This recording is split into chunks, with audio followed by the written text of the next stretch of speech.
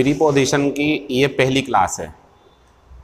मैं अपने इस टॉपिक को पढ़ाने से पहले अपना उद्देश्य आपको समझाना चाहता हूँ। मेरा उद्देश्य प्रीपोजिशन के इस चैप्टर को इस तरीके से कंप्लीट कराने का है कि जो हमारी ऑफलाइन क्लासेस होती हैं हम उसमें प्रीपोजिशन के बारे में कुछ भी नहीं बताएंगे, और प्रीपोजिशन के चैप्टर को अगर क्लास में पढ़ाया जाए तो आप समझ लीजिए जो प्रीपोजिशन मैं आपको अपनी इन 30 या 35 वीडियोस में जो मैं अब YouTube पर आपको प्रोवाइड करवाने वाला हूं, जिसकी पहली क्लास है, अगर हम इस 30-35 वीडियोस को ना करके अगर ऑफलाइन क्लास में पढ़ाएं तो इतना मटेरियल 2 या 3 महीने में होगा।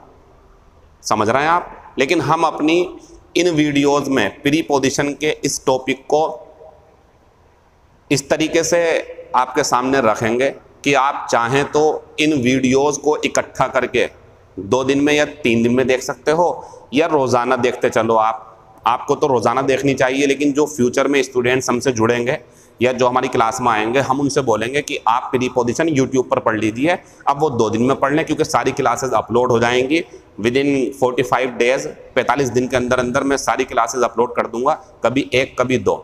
ठीक है, तो आप समझ रहे हैं मेरा इरादा? मेरा मतलब ये है कि मैं इस प्रीपोजिशन के चैप्टर को बड़ी आसानी से और बहुत ज़्यादा डीपली, मतलब बहुत अंदर तक की इसकी नॉलेज जो आपके काम आएगी, चाहे क्लोज टेस्ट हो या नो इम्प्रूवमेंट टाइप क्वेश्चंस हो या एरर डिटेक्शन हो या fill in the blanks type के हो, या आपकी पर्सनल लाइफ में कहीं आपको लेटर राइटिंग में या कहीं भी यूज़ करने हो, तो मेरी इस प्रीपोजिशन की क्लासेस से आपको सारा वो मटेरियल, सारी वो ज़रूरतें आपकी पूरी हो जाएं, ये मेरी कोशिश रहेगी।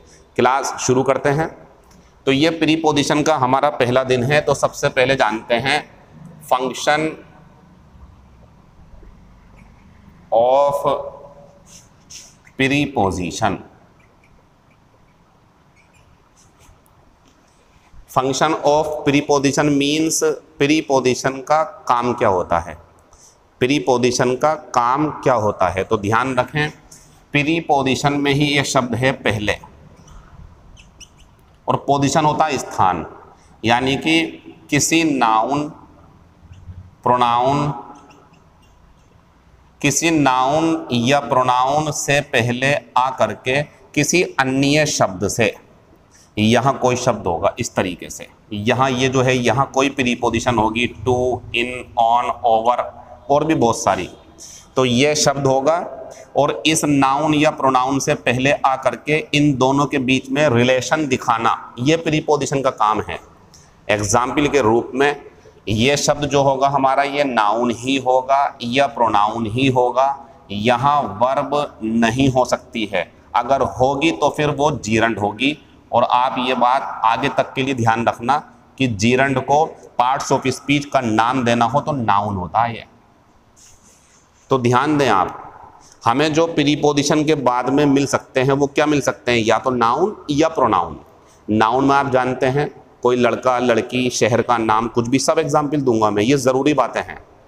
मैंने बताया ना, मैं अपनी इन वीडियोज़ में 30 या 35 वीडियो बनाऊंगा, इसीलिए मैं बहुत डीप जा रहा हूँ इसके अंदर, क्योंकि मैं दोबारा कभी प्रीपोजिशन पढ़ाऊँगा नहीं, और ऐसे पढ़ाऊँगा कि आपको ज़रूरत भी नहीं पड़ेगी। तो देखें ज़रा, प्रीपोजिशन के बाद में कोई नाउन, प्रोनाउन या gerund. Gerund means main verb की आईएनजी फॉर्म, फर्स्ट फॉर्म नहीं। फर्स्ट फॉर्म होगी तो वो प्रीपोजिशन नहीं बल्कि वो इन्फिनिटिव कहलाएगा, समझाऊंगा मैं आपको। तो नाउन, प्रोनाउन या कोई जीरंड, और जीरंड नाउन ही होता है। तो एक तरीके से आप कह सकते हो, नोट भी कर सकते हो इस चीज़ को, कि प्रीपोजिशन के बाद में जो संबंध रहेगा, जिस शब्द से संबंध रहेगा वो नाउन ही होगा। प्रोनाउन भी तो नाउन का रूप है और जीरंड भी नाउन का रूप है, तो नाउन से संबंध होगा। लेकिन पीछे क्या क्या हो सकता है इसके, वो देख लो आप। पीछे मेन वर्ब भी हो सकती है, पीछे कोई नाउन भी हो सकता है, और पीछे कोई एडजेक्टिव भी हो सकता है। ये क्या चल रहा है, एग्जाम्पल देखेंगे। He went to Delhi. आप ये देखें, ये प्रीपोजिशन है और इसके बाद ये नाउन है, और ये क्या है, हमारी वर्ब। तो मैंने बताया ना, ये यही काम होता है प्रीपोजिशन का। किसी नाउन को पीछे किसी शब्द से, और वो शब्द हो सकता है पीछे वाला, वर्ब जो मैंने दिखा दिया, एडजेक्टिव हो सकता है, दिखाऊंगा भी आपको, या जो है ये नाउन भी हो सकता है पीछे। लेकिन आगे ध्यान रखना बस क्या होगा यहाँ पे, नाउन या प्रोनाउन या जीरंड, ये वो बातें हैं जो बहुत ज़्यादा काम आने वाली है, क्योंकि आजकल ये बहुत ज़्यादा चल रहा कि भाई एक शब्द दे दिया उसे अंडरलाइन कर देते हैं इस तरीके से और पूछते हैं कि बताओ ये नाउन है, एडजेक्टिव है, प्रीपोजिशन है, कंजक्शन है, एडवर्ब है, क्योंकि ये प्रीपोजिशन एडवर्ब भी होंगी। आपको आफ्टर, बिफोर प्रीपोजिशन लगती है ना, ये 3 काम करती हैं। ये एडवर्ब भी होती है बिफोर कंजक्शन भी होती है, बिफोर प्रीपोजिशन भी होती है, और मैं कोई कसर नहीं छोड़ना चाहता हूँ, क्योंकि अब मेरे पास सिर्फ एकमात्र यही लक्ष्य है, मैंने बना लिया है कि मुझे प्रीपोजिशन अपनी पूरी क्लास की यहीं इस प्लेटफॉर्म पर करानी है, क्लास में नहीं करानी है। तो आप समझ सकते हैं मेरा इरादा, और जब मैं इसकी ठान चुका हूँ तो मुझे इसमें हर क्वेश्चन में नंबर चाहिए जो प्रीपोजिशन के ऊपर होगा। क्लियर? तो देखें ज़रा इधर, हमने बताया आपको कि प्रीपोजिशन जो है हमारी, उसका काम क्या है, उसका काम ये हमने बताया, फंक्शन ऑफ प्रीपोजिशन। तो प्री का मतलब होता है पहले और पोजिशन स्थान, तो क्या होगा, ये किसी एक शब्द की किसी नाउन से रिलेशन दिखाती है। जैसे ही वेंट टू दिल्ली, उसने क्या करा, वो दिल्ली गया, तो ये दिखा दिया इसने। एग्जाम्पल दूसरा देखो आप, he is fond of music, तो आप जानते हैं म्यूजिक नाउन है और बच्चों ये एडजेक्टिव होता, और इसने फिर दिखा दिया संबंध इन दोनों के बीच में, उसे म्यूजिक का शौक है, तो ये एडजेक्टिव है। देखो ये आ गया हमारा एडजेक्टिव, तो एडजेक्टिव का संबंध नाउन से दिखा सकती है प्रीपोजिशन, मेन वर्ब का संबंध किसी नाउन से दिखा सकती है प्रीपोजिशन, ये दिखा दिया मेन वर्ब ने नाउन से, ये एडजेक्टिव ने नाउन से। अब नाउन भी दिखा सकता, जैसे he has passion, passion noun है, he has passion for singing. अब आप कहोगे सर ये सिंगिंग तो मेन वर्ब है, जीरंड है, और जीरंड है तो नाउन है, तो ये जीरंड है, या मैं कुछ और भी कर सकता हूँ। यहाँ पर देखो, ही हैज़ पैशन फॉर म्यूजिक, तो म्यूजिक एग्जैक्ट नाउन है, ये मेन वर्ब के रूप में जीरंड है और इसको नाउन ही बोलते हैं। तो ध्यान रखें, ये नाउन जो है इसने भी एक नाउन से नाता जोड़ लिया प्रीपोजिशन की सहायता से। तो बच्चों अब आप समझ लें कि प्रीपोजिशन का बच्चों काम क्या है। प्रीपोजिशन का ये काम है जो हम दिखा रहे हैं आपको, ये जो बाद में है ये ब्लैक वाला, मतलब ये जो बाद में है ये नाउन होगा या प्रोनाउन होगा, दो होगा, या मेन वर्ब की आईएनजी फॉर्म होगी, बहुत ज़रूरी चीज़ बता रहा हूँ आपको मैं, या मेन वर्ब की आईएनजी फॉर्म होगी, क्योंकि वो जीरंड होती है और जीरंड बच्चों नाउन कहलाता है। ठीक, अब ये क्या हो सकता, क्योंकि ये संबंध दिखाएगी ना, तो ये मेन वर्ब हो सकती है, ये एडजेक्टिव हो सकता है, ये नाउन हो सकता है, और ये बहुत काम की चीज़ है। मेन वर्ब होगी तो क्या होगा, नाउन होगी तो क्या होगा, एडजेक्टिव होगी तो क्या होगा। जैसे एग्जाम्पल के रूप में रिजेंबल सुना है आपने, रिजेंबल किसी की तरह दिखाई देना, अगर रिजेंबल वर्ब है तो कुछ नहीं आता, लेकिन रिजेंबलेंस होगा नाउन तो बदल जाएगी प्रीपोजिशन, कुछ और आएगी। ऐसी affect, effect, attack, signature, sign, आपने देखा होगा कभी कभी सिग्नेचर के साथ ऑन आता, साइन के साथ नहीं आता। I am going to teach all about these cases, मैं आपको सारे ये मामले समझाने वाला हूँ, लेकिन आप जानते हैं शुरुआत 0 से होती है, आगे चल करके 25-30 क्लासेस में आपको खुद एहसास हो जाएगा, अब आपको कोई प्रीपोजिशन में बीट नहीं कर सकता। ये मैं अपने आप से वादा किए हुए हूँ कि मैं आपको इस तरीके से तैयार करूँगा, बाकी आप देखते रहिए अभी। तो बच्चों हमने जब प्रीपोजिशन खोली तो हमने सबसे पहले ये समझा कि प्रीपोजिशन का काम क्या होता है। तो प्रीपोजिशन का काम होता है बीच में आकर के दो शब्दों के बीच में संबंध दिखाना। ये ध्यान रखना कि वो नाउन होगा बाद वाला, ये वर्ब भी हो सकती है पहले पीछे को, और एडजेक्टिव भी, नाउन भी। एक बात, दूसरी बात, तो फंक्शन समझा आपने। अभी हम सिर्फ इंट्रोडक्शन में है, लेकिन जब कभी किसी छत पर पहुंचना है तो आप जानते हैं कि कदम आपको पहली ही सीढ़ी पर रखना है, तीसरी पे मत रखना। आप अगर रखोगे ज़बरदस्ती कोशिश करोगे तो गिर गए तो दांत वगैरह उठ जाएंगे आपके, तरीका वो अपनाइए जो बेहतर है। मैं वादा कर रहा हूं कि प्रीपोजिशन का पूरा चैप्टर कराऊंगा आपको, जल्दबाजी मत करो, यहीं से शुरू करना, ठीक। इसके बाद में दूसरी वीडियो कल मिलेगी, उसे करना, एंजॉय करना, बाद में जितनी बार देखना हो देख लेना, लेकिन ऐसे ही करना जैसे मैं बता रहा हूँ। तो पहले हमने पढ़ा इसमें फंक्शन क्या होता है, ठीक है। दूसरे नंबर पे इसका जो क्लासिफिकेशन है ये कितने प्रकार की होती है, कौन सी क्या काम करती, इसे करेंगे। तो दूसरे नंबर पे हमारा आएगा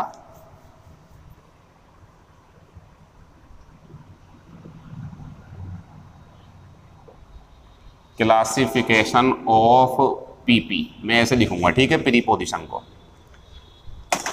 तो बच्चों क्लासिफिकेशन ऑफ प्रीपोजिशन में हम इसे दो हिस्सों में बांटेंगे। एक हिस्सा है हमारा वन वर्ड पीपी, यानी कि वन वर्ड प्रीपोजिशन जिसमें सिर्फ एक शब्द ही प्रीपोजिशन का होता है, जैसे ऑन, इन, इनटू, देखते हैं ना, on, in, into, upon, over, behind, और भी बहुत सारे हैं, इस टाइम ध्यान नहीं है थोड़े से। टू हो, डाउन हो, अप हो, देखो सब में इसमें एक एक शब्द है ना, ऑन, इन, एक। तो ये वन वर्ड प्रीपोजिशन है, इनका इस्तेमाल बहुत ज़्यादा होता है, लेकिन वो भी हैं, वो भी देखो आप। एक होती हैं बच्चों कॉम्प्लेक्स पीपी, कॉम्प्लेक्स प्रीपोजिशन, और इसमें कितने शब्द हो सकते हैं हमारे, 2 और 3 वर्ड्स, ये 2 या 3 शब्दों वाली होती हैं। जैसे आपने सुना होगा बिकॉज, लेकिन बिकॉज कंजक्शन है अभी नहीं, अब बिकॉज ऑफ, या आपने सुना होगा ऑन अकाउंट ऑफ, या आपने सुना होगा ड्यू टू, प्रीपोजिशन है ये। तो because of, on account of, या जो है हमारा ड्यू टू, या अलोंग विद, या जो है हमारे पास में ये भी एक प्रीपोजिशन है एज वेल एज, या और भी हैं टुगेदर विद। बस इतना समझें आप कि हमारे पास जो प्रीपोजिशन की कैटेगरी है वो 2 हैं। एक है हमारे पास में वन वर्ड प्रीपोजिशन, सब इससे परिचित हैं, इससे भी परिचित हो आप, लेकिन इसका नाम नहीं पता होगा। अब नाम ध्यान रखना इसका। ये कॉम्प्लेक्स प्रीपोजिशन सब पढ़ानी मुझे जितनी भी हैं एक एक करके, तभी तो मैं आपसे बोल रहा हूँ 30, 35, 40 क्लासेस भी ले सकता हूँ मैं इसकी, क्योंकि मैं इसे फिनिश करना चाहता हूँ अपने पुराने स्टूडेंट्स के लिए भी, जो कई बार मुझसे बोलते रहे सर प्रीपोजिशन करा दो, प्रीपोजिशन। तो मैंने करवाई, लेकिन वो संतुष्ट नहीं होते थे, सर और करवाओ। तो अब उनकी संतुष्टि के लिए क्लास चल रही है, और आगे जो आएंगे वो भी इसे एंजॉय करेंगे, मतलब कंप्लीटली कराएंगे इसे।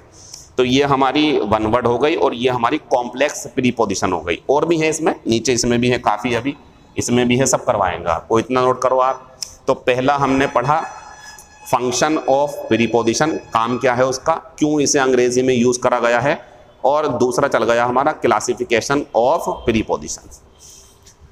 इसके बाद में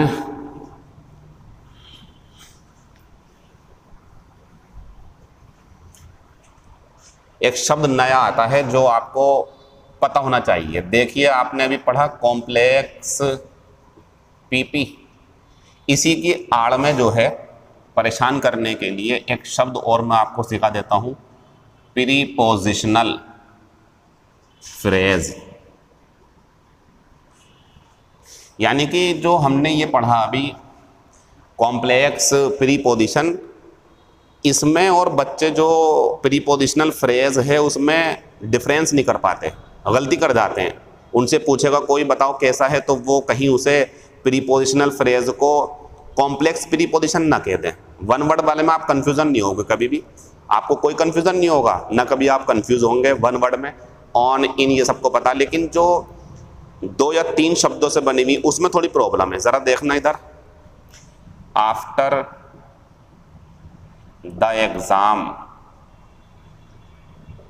after the exam he will go to Delhi, एक सेंटेंस। दूसरा है his mother died because of, his mother died because of lack of treatment। मैं कुछ अंडरलाइन करूंगा, आप देखना।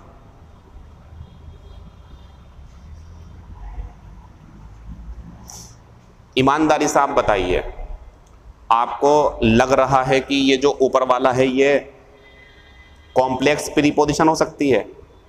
क्या आप सोच के देखो यार, ऐसा कुछ कभी जैसे on account of, because of, by means of, in lieu of, due to, lack of, कुछ ऐसा तो है, वो तो है हमारी कॉम्प्लेक्स प्रीपोजिशन। लेकिन कुछ ऐसा आपको लगता है कि रहा होगा? नहीं, बल्कि ये तो है एग्जाम के बाद। मतलब मेरे कहने का बच्चों ये है कि ये कॉम्प्लेक्स प्रीपोजिशन नहीं है, बल्कि इसे कहेंगे आप प्रीपोजिशनल फ्रेज। मीन्स जो वन वर्ड, हमारी जो वन वर्ड वाली प्रीपोजिशन है, after, before, over, behind, in, on, into, उनके साथ अगर कोई नाउन है और ये जो पूरा नाउन और प्रीपोजिशन का पेयर है, ये प्रीपोजिशनल फ्रेज कहलाता है, क्योंकि प्रीपोजिशन जुड़ जाती है इसमें। लेकिन ये वो नहीं है कॉम्प्लेक्स प्रीपोजिशन। कॉम्प्लेक्स प्रीपोजिशन अलग ही होती हैं, वो जोड़ों में होती हैं पूरे, और वो ये हैं।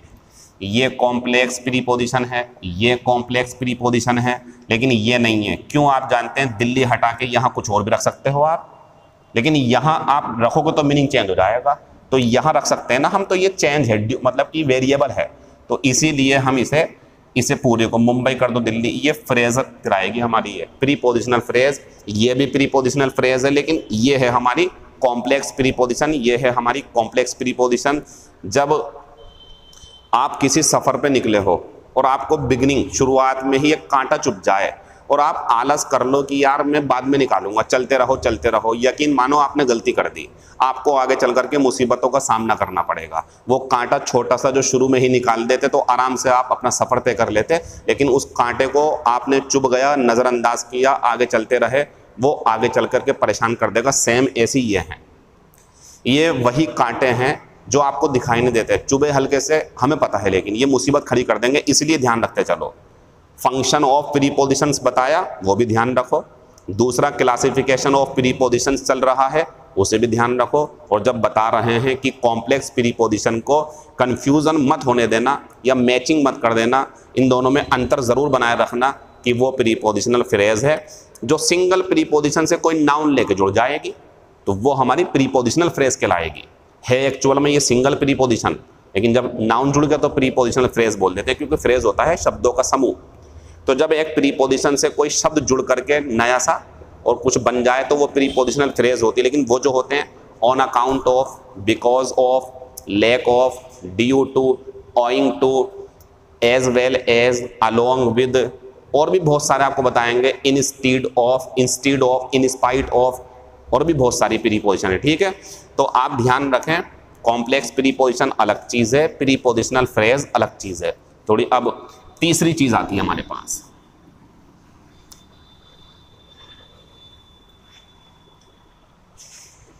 Function of preposition. एक मेन वर्ब या एडजेक्टिव या नाउन को किसी नाउन से जोड़ना, प्रोनाउन से जोड़ना या जीरन से जोड़ना, ये ध्यान रखना आप। अभी सब खुल जाएगा जितना भी है। और आप जानते हैं ऑफलाइन क्लासेस हो या ऑनलाइन, टॉपिक इतना बड़ा है तो एक दिन में सब नहीं हो पाएगा ना, थोड़ा सब्र रखेंगे, अगली क्लास का इंतजार करेंगे। 8 बजे से पहले आपको डेली क्लासेस मिल जाया करेंगे, इंशाल्लाह मैं पूरी कोशिश करूंगा। ठीक है, मैं ये नहीं चाहता बिल्कुल भी आपको लगे सर आपने तो इसके पैसे नहीं लिए तो आपने ऐसे पढ़ा दिया ना। मैं इसे बहुत दिल से और आगे तक का सोच करके, क्योंकि कल का तो पता नहीं क्या हो जाए, लेकिन उम्मीद होती है, तो मुझे लगता है कि ये क्लासेस मेरी बहुत काम आएंगी। उन बच्चों के जो कहीं और पढ़ते हों या जो मेरे पास पढ़ते हैं या पढ़ेंगे, उनके भी काम आएंगी। इसी उद्देश्य से मैं इसे सजा करके लेके जा रहा हूँ, पूरी तरीके से दुल्हन बना रहा हूँ इस क्लास को मैं। आप इसे एंजॉय करें अच्छे तरीके से। तो देखें ज़रा दूसरी चीज़, देखो अब हमारा ये आता है उद्देश्य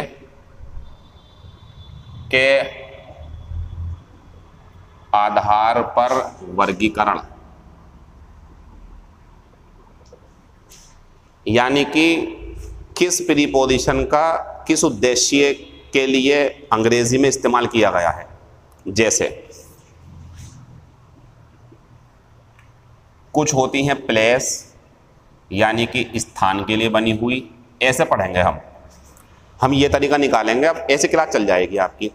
हम तरीका बच्चों ये निकालेंगे कि सबसे पहले हम प्लेस की निपटाएंगे, उससे हमें अंतर करने में बहुत फ़ायदा होगा। जो आप कहते हो ना, ओवर कब आएगा, एबव कब आएगा, डाउन कब आएगा, बिहाइंड कब आएगा, अप कब आएगा, इनटू कब आएगा, ये सब, तो इसमें मज़ा आएगा। हम कैटेगरी बांट रहे हैं, जो हमने पहले पढ़ाया वो पूछा नहीं जाएगा, लेकिन उसके बिना क्लास नहीं चल सकती। अब जो शुरू कर रहा हूँ यहीं से क्लास आपकी पेपर में जो क्वेश्चन पूछे जाएंगे इसी आधार पर होंगे, ठीक है। तो एक स्थान अभी बताऊंगा, देखो। दूसरा है हमारा टाइम यानी कि समय। ये पूरा मैं पेपर बना के पढ़ा रहा हूँ आपको, यानी कि इसे पढ़ाने के लिए मैं इसकी प्लानिंग कर चुका हूँ, तैयारी कर चुका हूँ। मतलब मैं बैठ के पढ़ा हूँ इसके लिए कि किस तरीके से पढ़ाऊँ कि बच्चों को समझ में आए। आपको बताऊँ, मेरे सामने पेपर भी रखे हुए हैं कि मुझे क्या पढ़ाना है इसके बाद में। ये नहीं कि पढ़ाने का तरीका क्या है वो तो हमें आता है, पढ़ाना क्या है ये भी हमें पता है, लेकिन किसके बाद क्या पढ़ाना है। क्योंकि प्रीपोजिशन मैंने ज़्यादा पढ़ाई नहीं है बच्चों को, लेकिन मैं इसे बच्चों का सबसे ज़्यादा स्ट्रॉन्ग जोन बनाना चाहता हूँ कि इसमें बच्चों के नंबर ना खत्म हो, बिल्कुल भी पूरे नंबर आए। तीसरे नंबर पे फिर हमारा आता है पर्पस। पर्पस मीन्स उद्देश्य।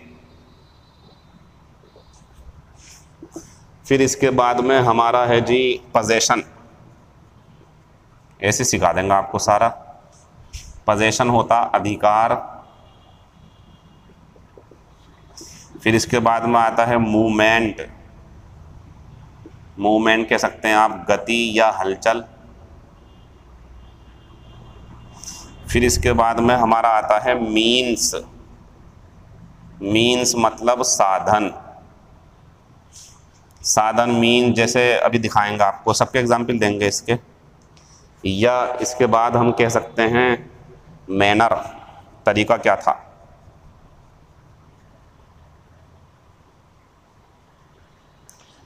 और लास्ट में हम कह सकते हैं फिर इसके बाद में एकम्पेनिमेंट।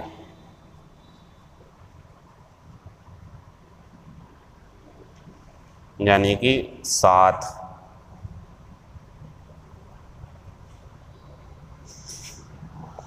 अब इसके एग्जाम्पल जैसे प्लेस है तो कह सकते हैं हम इन द रूम।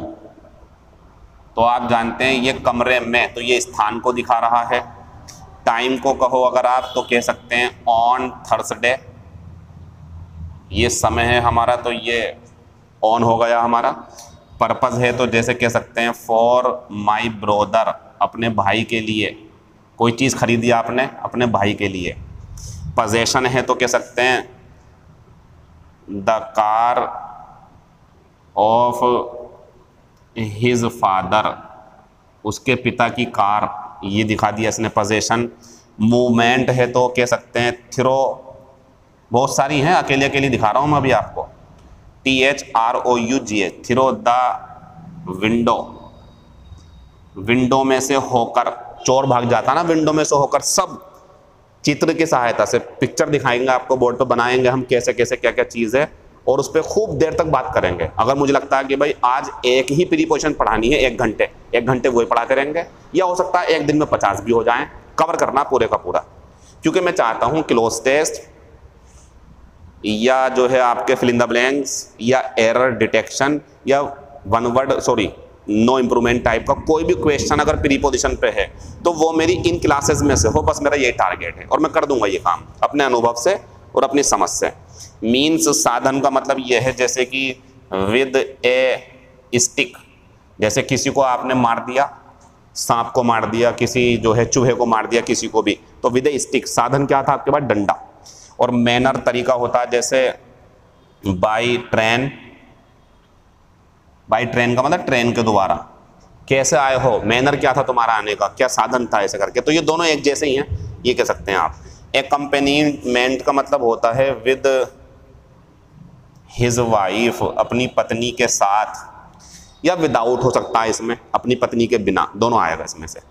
तो हम अब जब आपकी क्लास शुरू मतलब चल रही क्लास, जो दूसरी क्लास होगी हमारी, तो हम इनमें से एक टॉपिक उठाएंगे जैसे प्लेस।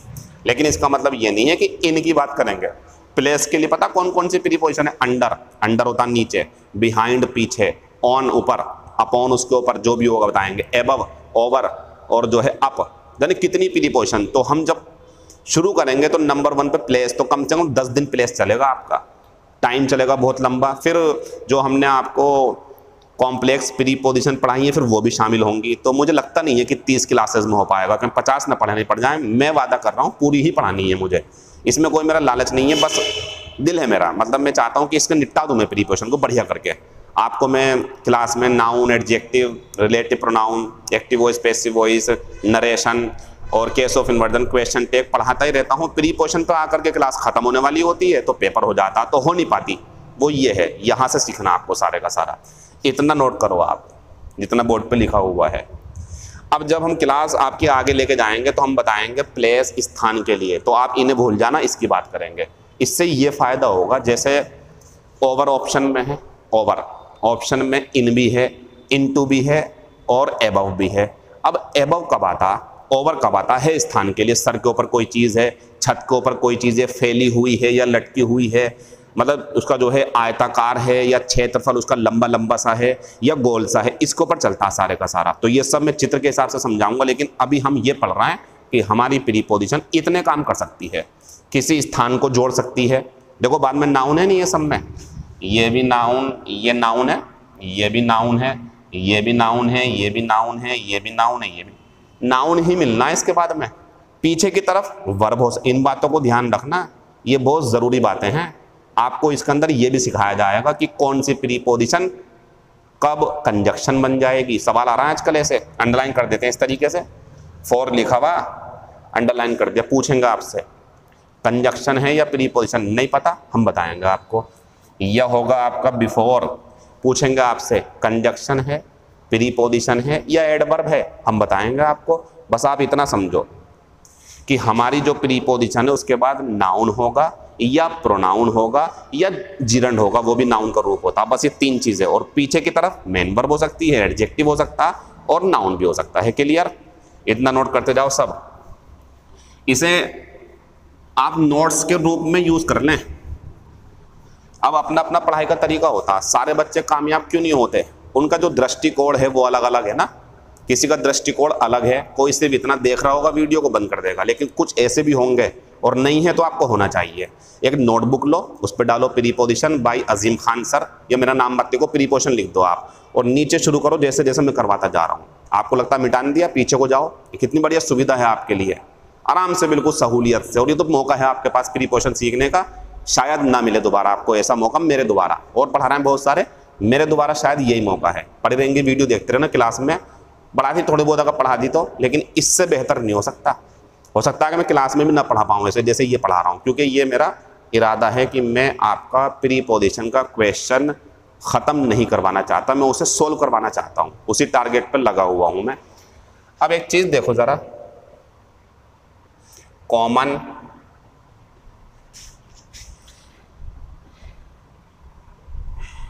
कॉमन वर्किंग पीपी, ये क्या है?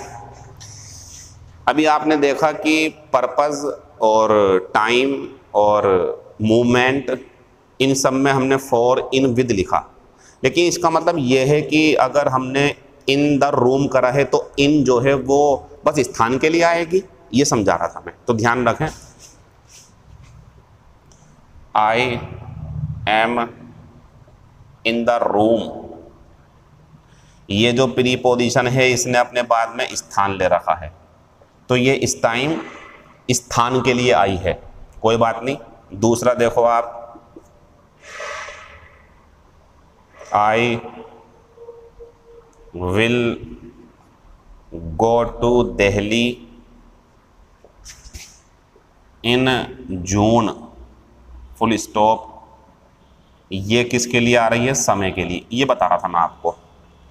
तो हमारी जो यहाँ से कुछ सीखने के लिए बात है आपकी, हमारी जो प्रीपोजिशन है ना बच्चों, वो अगर स्थान के लिए है तो बस स्थान के लिए ही आएगी, समय के लिए नहीं आएगी, ऐसा नहीं है। लिखा हुआ है ना कॉमन वर्किंग प्रीपोजिशन, यानी कि कॉमन काम करने वाली प्रीपोजिशन स्थान के साथ भी, टाइम के साथ भी, मूवमेंट के साथ भी यूज़ की जा सकती है। इससे कोई फ़र्क नहीं पड़ता हमारे ऊपर। जो फ़र्क पड़ता हमारे ऊपर वो पड़ता है कि भाई जो माहौल है उसमें आपने इतना समझा कि अगर महीना है तो इन आएगा, दिन होगा तो ऑन हो जाएगा।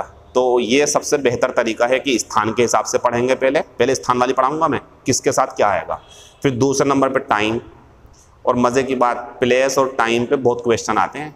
प्लेस और टाइम के ऊपर सबसे ज़्यादा क्वेश्चन आते हैं। टाइम देंगे आपको, सबसे ज़्यादा स्थान देंगे कि भाई across the river, along the river, along, across, under the river, below the river, और बियॉन्ड द रिवर, इस टाइप से ये बहुत पूछे जाते हैं और इसमें बच्चों को कन्फ्यूजन भी ज़्यादा है। तो सबसे पहले मैंने प्लेस को पकड़ा है, तो ये कॉमन दिखा रहा हूँ मैं आपको, और देख लो, I am in love with her, तो ये यहाँ जो है अलग ही काम का, ये नाउन है। आप कहोगे सर ये तो वर्ब होती है, ये नाउन भी होता है, तो नाउन ही कहो यहाँ पे, क्योंकि प्रीपोजिशन के बाद वर्ब नहीं कह सकते आप। तो बच्चों यहाँ ये जो काम कर रहा है, इसने ये काम करा है पता, मेटाफोरिकल।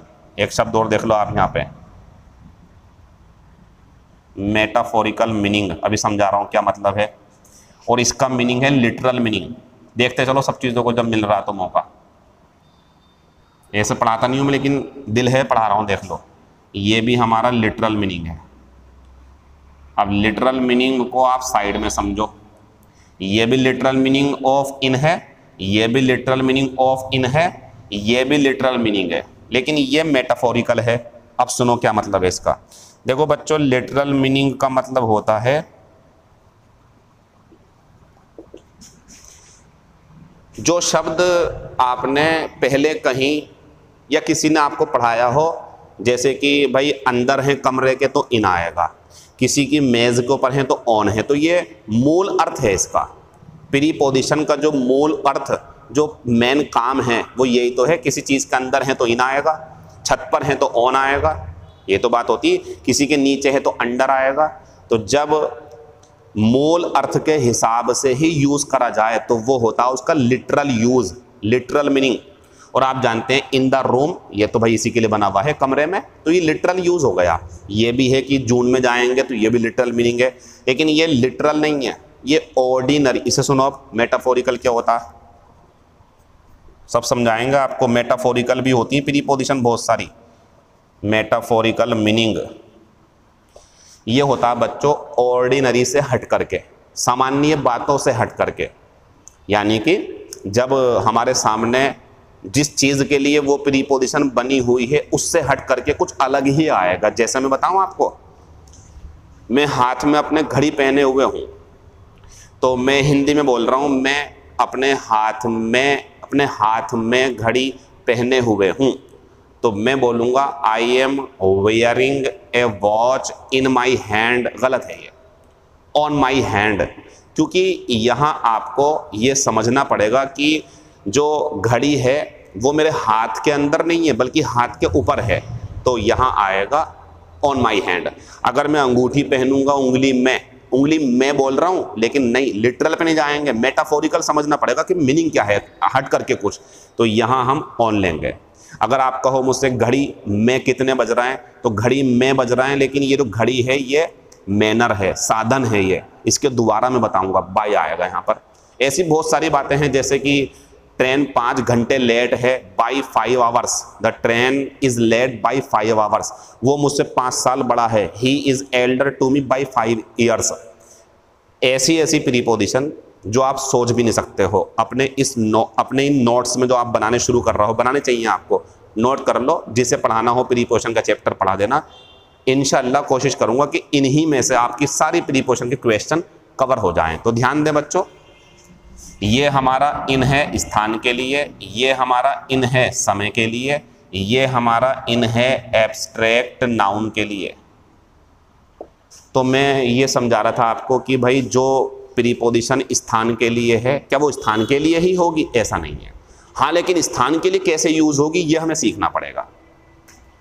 मैं अपनी क्लास को आज, चूंकि इंट्रोडक्शन है, ज़्यादा लंबा ना करके यहीं रोकते हैं, और हमने क्या क्या समझाया आपको समझ लें।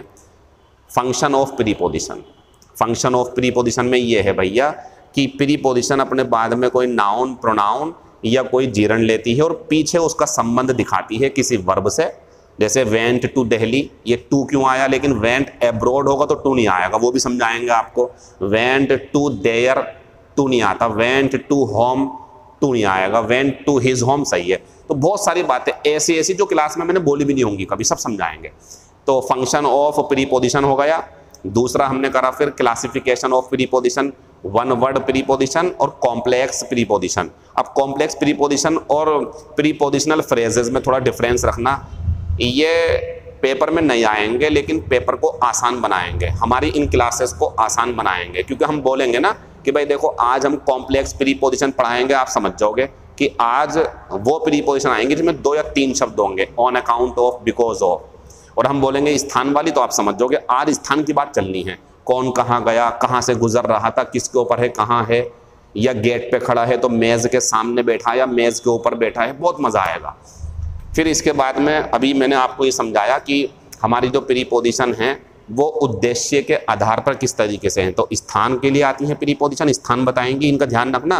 प्रीपोजिशन स्थान बताने के लिए, समय को बताने के लिए, मूवमेंट बताने के लिए, मैनर बताने के लिए, पोजेशन बताने के लिए, और आपका जो है इसके अंदर लिखा हुआ है सब यही टाइम वगैरह, इन्हें बताने के लिए प्रीपोजिशन आएंगी। तो आप देख ही रहे होंगे कि यार कॉम्प्लेक्स प्रीपोजिशन भी हैं, वन वर्ड प्रीपोजिशन भी हैं, तो सीखने को बहुत कुछ है और मैं तैयार हूँ। Thank you, all the best, see you in next video. Share करें, कमेंट करें, लाइक करें अगर आपको लगता है कि काम की है, नहीं है तो फिर आप अनसब्सक्राइब भी कर सकते हैं। बाकी बातें आपसे बाद में होंगी। शुक्रिया।